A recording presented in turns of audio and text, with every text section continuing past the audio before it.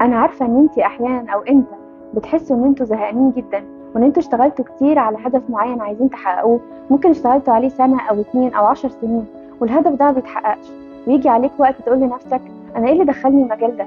انا ليه وجع قلبي وعمال اشتغل على نفسي واحرر مشاعر واخد كورسات وادرس واتعلم، وفي الاخر في ناس بتاخد اللي انا عايزه من غير ما تعمل اي مجهود؟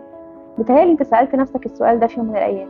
انا عايزه اقول لك الاجابه اللي انت مش واخد بالك منها، ان انت لما بتطور نفسك وبتحرر نفسك من المشاعر السلبيه اللي جواك، الفايبريشن بتاعتك عموما بتبدا تطلع. ولما الفايبريشن بتاعتك بتعلى، انت مش واخد بالك ان في حاجات كتير بتتغير في حياتك في الرحله.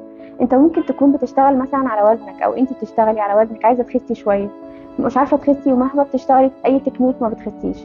بس قصاد ده ممكن مكانك في الشغل اتغير، انت اترقيت او رحت شركة تانية، علاقاتكم اتغيرت، دخلت في حياتكم ناس جديدة، او خرجت من حياتكم ناس معينة، غيرتوا بيت، غيرتوا ستايلكم في اللبس، غيرتوا حاجات كتير قوي، وانتوا مش منتبهين نهائي لكل ده عشان مركزين بس على الهدف اللي انتوا عايزين تحققوه.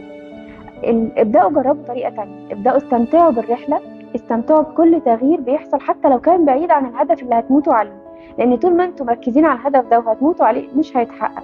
المشكلة في ان احنا بنبقى حاصرين دماغنا وتركيزنا على اتجاه واحد، ومغطيين كل النعم اللي عمالة تتحرك وتتحسن في حياتنا.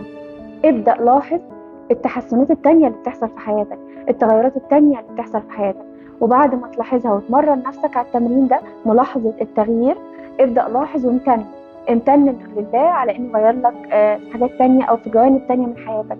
ابدأ انتبه للتغيير مش للي ما بيتغيرش.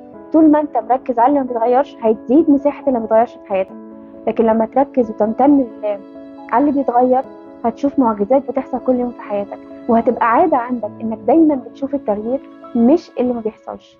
اشوفكم على خير.